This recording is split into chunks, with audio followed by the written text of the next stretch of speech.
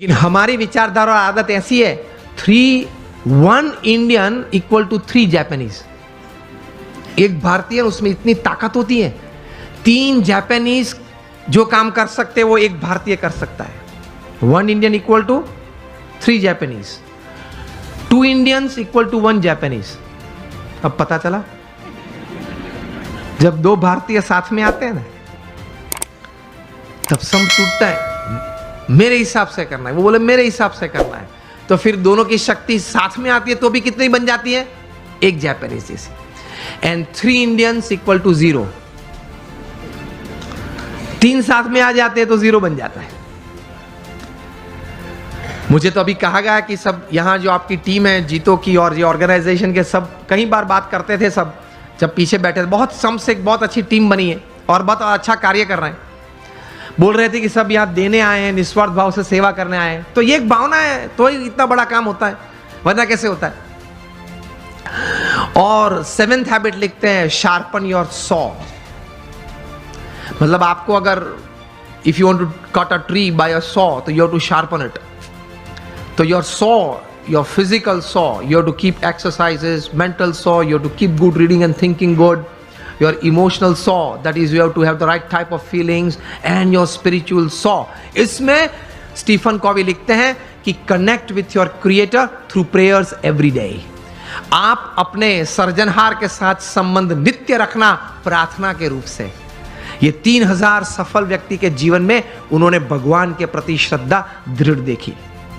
ये सफलता का बहुत बड़ा कारण है, क्योंकि जीवन में ऐसे प्रसंग बनेंगे जब आपके मोबाइल में 500 नंबर होंगे, किसको फोन करूं वो प्रश्न आ जाएगा।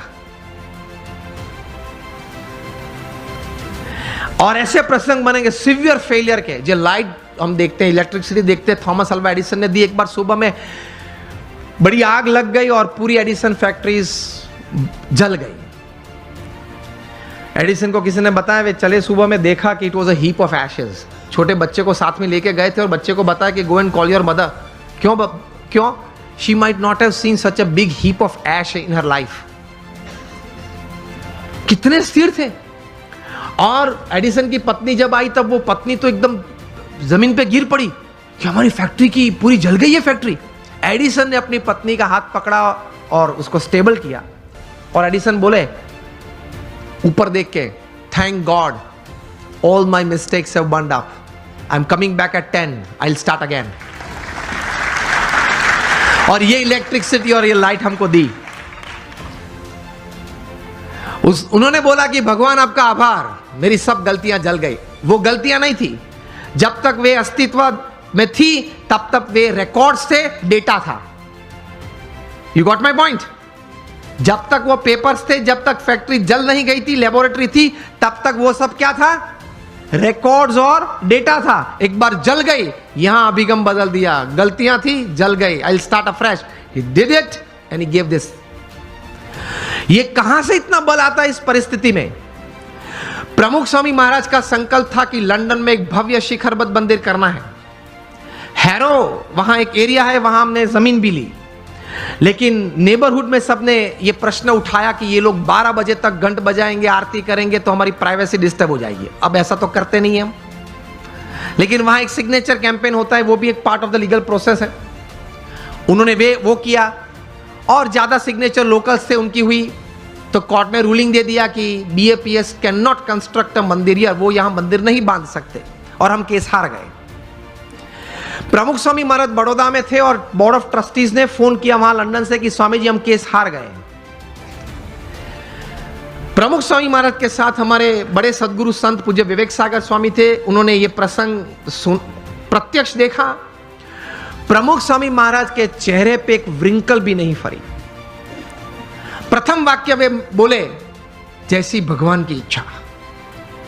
दूसरा वाक्य वे बोले कि हमने तो अपना पुरुषार्थ सही भावना से किया था, अब परिणाम जो भगवान की इच्छा है वो हम स्वीकार लेंगे।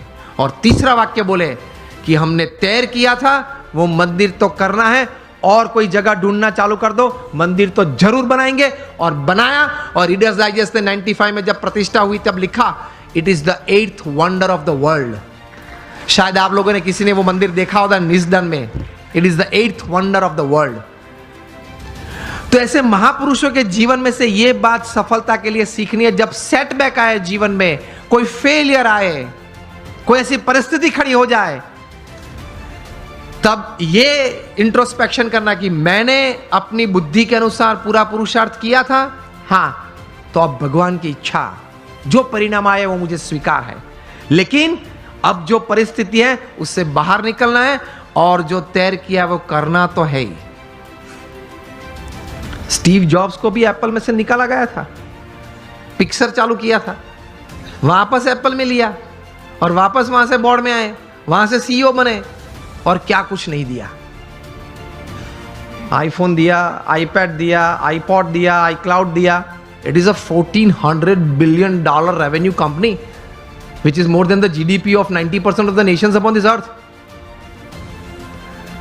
और हर सेकंड में 11 आईफोन बिकते हैं, और जितने पृथ्वी पे आईफोन बिके हैं वो सब आप एक जगह पे इकट्ठा कर दो तो it will be higher then the Eiffel tower in Paris.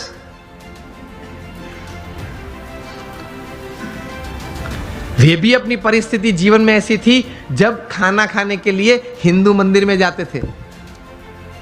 Steve jobs, यही नाम का जीवन चरित्र उनके बचपन के मित्र एरिक्सन और निक बिल्टन ने लिखा है, उसमें यह बात लिखी है। तो ऐसी परिस्थिति आ जाए जब स्थिर रहना, स्वीकार लेना, भगवान में श्रद्धा रखना, थोड़ा आत्मविश्वास रखना, थोड़ा समय जाने देना, पुरुषार्थ करते रहना, बाहर निकल आते हैं। लोग बाहर निकल आते हैं। ऐसे you become a millionaire youth. आप एक समृद्ध व्यक्ति बन सकते हैं। तो भगवान में अटूट श्रद्धा रखना, और अटूट श्रद्धा मतलब एक ही वाक्य आप ध्यान से सुनना, what is faith in God? I tell you just one sentence. वो जीवन में भगवान में श्रद्धा है, और वो वाक्य है, मेरे जीवन में आज तक जो कुछ बना, अभी जो कुछ बन रहा है और आगे भी जो कुछ बनेगा, वो भगवान की इच्छा से होता है, मेरे अच्छे के लिए होता है, और अगर मैं यही अभिगम रखूं तो यही बात मेरी प्रगति और सफलता का कारण बनेगी। इसको भगवान में श्रद्धा बोलते हैं। आप माता पिता कभी अपने बच्चे का बुरा इच्छते हो? तो हम भगवान के बच्चे हैं। वयम अमृतस्य पुत्रः, we are the children of God. तो वे तो हमारे लिए चिंतित है, हमारा अच्छा ही करना चाहते हैं। लेकिन आप ही अभिगम रखना, a pat is also good in life, a slap is also good. आपको जीवन में कोई कार्य के लिए प्रशंसा भी चाहिए, और अगर गलती की तो थोड़ी थप्पड़ भी चाहिए। कभी भगवान प्रशंसा दे तो आनंद कर लेना, कभी भगवान थप्पड़ दे तो कुछ सीख लेना, लेकिन दोनों जरूरी है। This makes you a millionaire youth, एक समृद्ध युवान, एक समृद्ध इंसान।